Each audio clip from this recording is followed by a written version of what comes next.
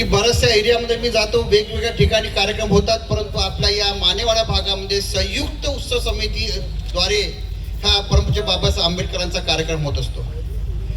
परमपूज्य बाबासाहेबांनी आपल्याला हेच शिकवण दिली आहे की आपल्याला संघटित व्हायचं आहे आणि संघटित होणं म्हणजे काय, एकत्र येणं, संयुक्तपणे काम करणं. आणि ते काम आपल्या या भागातले लोक करतात. त्याकरता मी आमचे शंकर भाऊ थूल असेल, त्याचप्रमाणे आमचे विपुल भाऊ असेल, धम्माजी असेल, आमचे कपिल असेल, सगळे तामगाडीजी असेल, या सगळ्यांचं म्हणून धन्यवाद मानतो की खऱ्या मानाने परमपूज्य बाबासाहेब आंबेडकरांचं जे विचार जे आहे ते कोणी अंमलात आणत असेल तर हे संयुक्त समिती आणते आहे. या गोष्टीचा मला फार अभिमान आहे. अशा बऱ्याचशा गोष्टी असतात.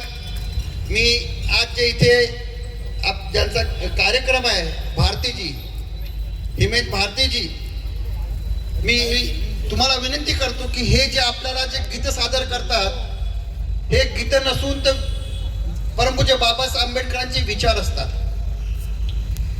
या विचार मांडण्याचे वेगवेगळे प्रकार असतात.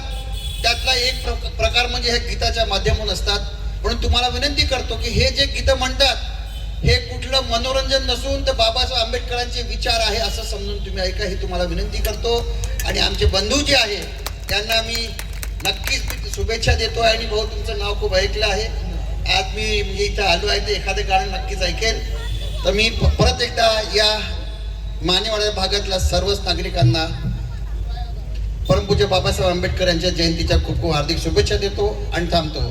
जय भीम. धन्यवाद गिरीश भाऊ.